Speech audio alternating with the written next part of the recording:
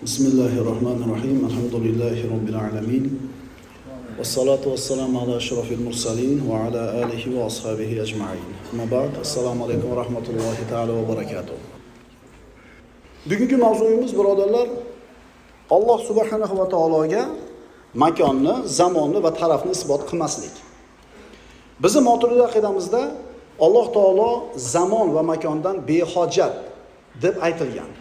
Alloh taologa zamon ham kerak emas, Alloh taologa makon ham kerak emas. Bu bizning aqidamiz. Moturidiylar Allohni hamma yerda deyishadi degan gap yolg'on, tuhmat. Ash'ariylar ham, Moturidiylar ham birontasi Alloh taoloni hamma yerda degan emas.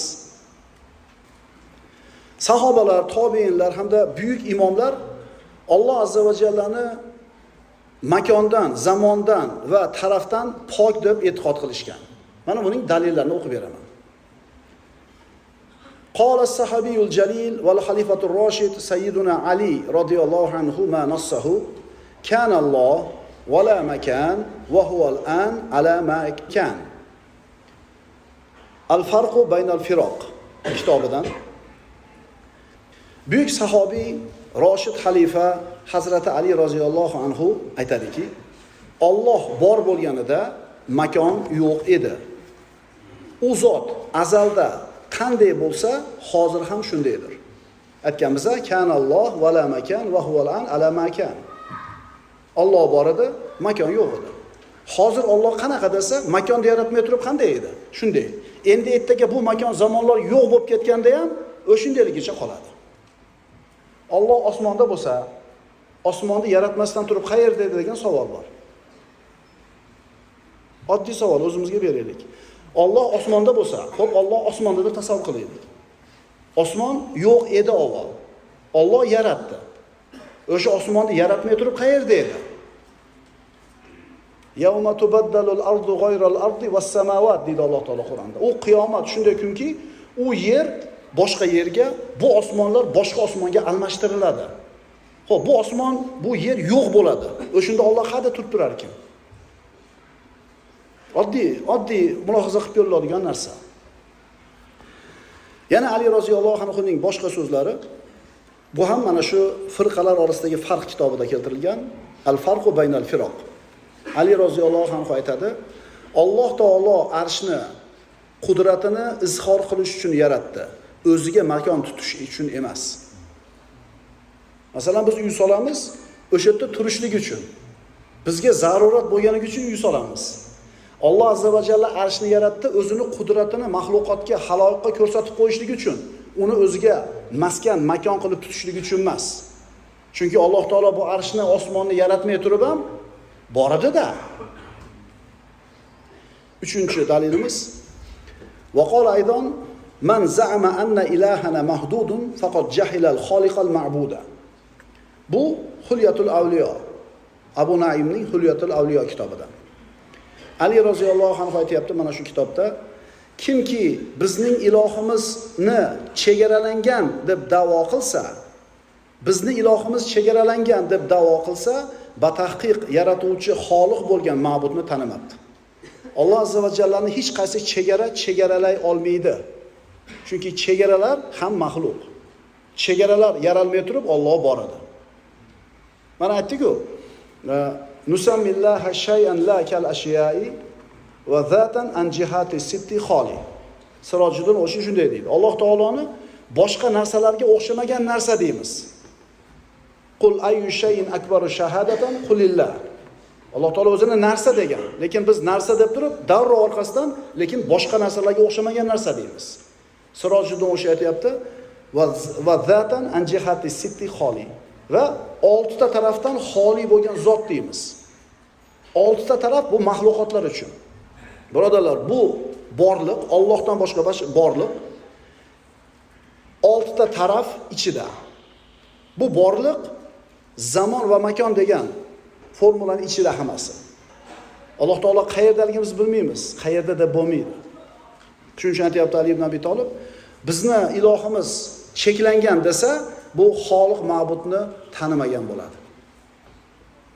4-chi dalilimiz ulug' tobiin Imom Zaynul Obidin Ali ibn Husayn ibn Ali u kishi aytgan ekanki, antalloh allazi la yahvika makan.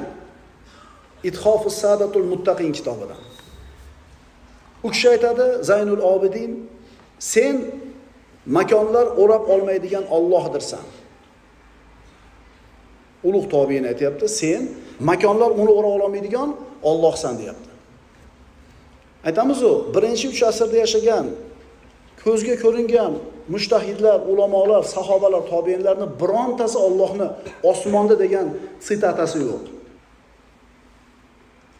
Qala Imom Azam Abu Hanifa fi kitabihi al-Wasiyya va liqa'ullohi ta'ala li ahli al-jannati bila kayfin va bila tashbihin va la jihatin haqqun. Imom Azam aytadi o'zining vasiyat kitobida, Alloh taoloning ahli jannat bilan hech qanday kayfiyatsiz, o'xshatishsiz, jihat tarafsiz yo'liqishi, uchrashishi, ko'rishi haqdir. Alloh taoloni ko'ramiz, lekin u ko'rishlik qanaqa bo'lishligini bilmaymiz. Ma'qulmi? Biz ko'rishimiz uchun bizga nima kerak? Ko'z kerak, jism kerak, yoriq kerak, masofa kerak. Endi Alloh taoloni ko'rishlikda bu o'lchovlar bilan baho bermaymiz Alloh taologa qarashni, ko'rishni. Chunki u Alloh taolo jism ham, javhar ham, aras ham bo'lmagandan keyin ko'rishlik ham o'zgacha bo'ladi. Imom Azam aytayapti, Alloh taoloni jannat ahli ko'radi, siz bilan biz bilgan kayfiyatda emas. Masdar Imom Azamning Al-Vasiyya kitobi. 6-si Qala Imom Shofiy ma nasahu innahu ta'ala kana wa la makan.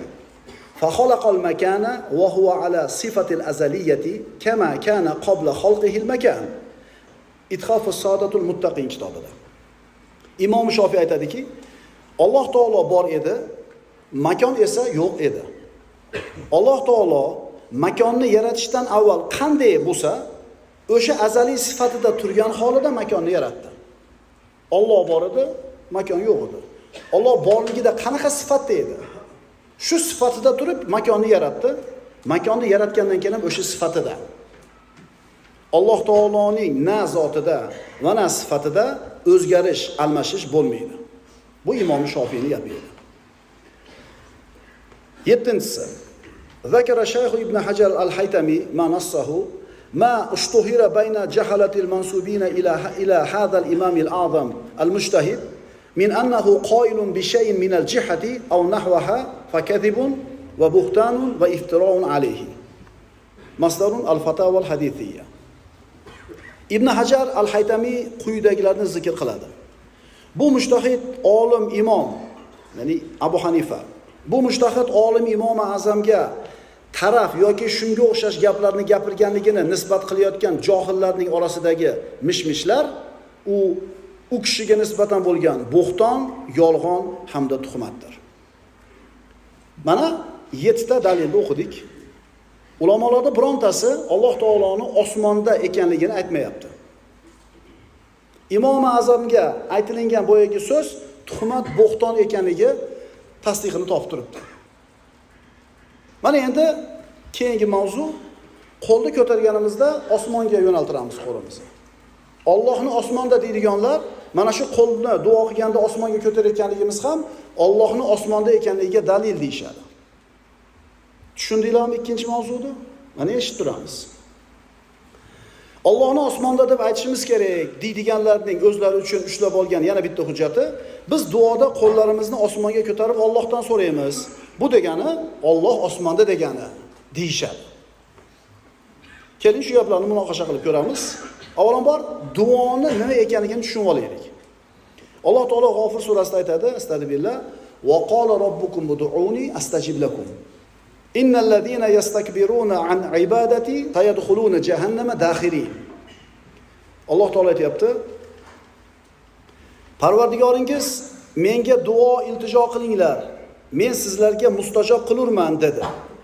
Albatta menga ibodat qilishdan kibr, havo qilgan kimsalar yaqinda bo'yinlarini ekkan hollarida jahannamga kirurlar. Alloh taolo bu oyatda duoni ibodat deb aytayapti. Duo nima ekan? Ibodat. Rasululloh sollallohu alayhi vasallam ham aytganlar, Inna du'a huval ibada. Ad-du'a huval ibada. Albatta duo ibodatdir. Duo nima ekan? Duo ibodat emas, duoda ibodatdan keyin qilinadigan duo. Yo'q, duo nima ekan? Ibodat. Demak, duo ibodat. Endi bu Allohning osmonda deyotganlarning gapiga qaraydigan bo'lsak, duo qilayotganda qo'lini qayoqqa ko'tarsa, Alloh o'shada bo'lar ekan. Ya'ni biz asli ibodat bo'lgan duoni osmonga qarab qilyapmizmi? Demak, Alloh osmonda deydilar. Sizlarni ham qiziqtirganmi shu savol? Tabiatan ko'taramiz u. Osmonga qaraymiz. Duo ibodat ekan. Endi kelinglar boshqa ibodatlarni ko'rib chiqamiz. Masalan, biz 5 vaqt namoz o'qiganimizda Makka-i Mukarramadagi Ka'ba-i Muazzamaga yuzlanamiz. Endi agar siz qayerga qarab ibodat qilayotgan bo'lsangiz, Allohni o'shada deydigan bo'lsak, Alloh Makkada bo'lish kerak bo'lmaydimi? Mana shu falsafa bilan agar qaraydigan bo'lsak, qayoqqa qarab ibodat qilayotgan bo'lsangiz, Alloh o'shada bo'lish kerak bo'lsa, shu mantiq bilan agar mulohaza qiladigan bo'lsa, shu mantiq bilan qaraydigan bo'lsak, Alloh qayerda bo'lish kerak? Alloh taolo mana Alaq surasida astagfirullah kalla la tuti'hu wasjud waqtarib. Mana sajda oyatini o'qidik, bir marta sajda qilib qo'yishimiz vojib bo'ldi. Alloh taolo aytadi, siz ularga itoat qilmang, Robbingizga sajda qiling va yaqin bo'ling. Sajdani qayerga qilamiz? Yerga. Sajda qilganda banda Allohga yaqin bo'ladi. Alloh qayerda ekan? Undan tashqari payg'ambarimiz aytganlar, aqrabu ma yakunu abdu min robbihi fa huwa sajid. Bandani Allohga eng yaqin bo'lgan holati sajda holati. Qayerda ekan Alloh? Demak, qo'lni ko'tarib osmonga qarab duo qilayotganimiz, osmonga qarab ibodat qilayotganimiz duo qilib, Allohning osmonda ekanligiga dalil deyilsa, Makkaga qarab o'qiyotganimiz ham ibodat, Allohni Makkada deyishimizga to'g'ri keladi.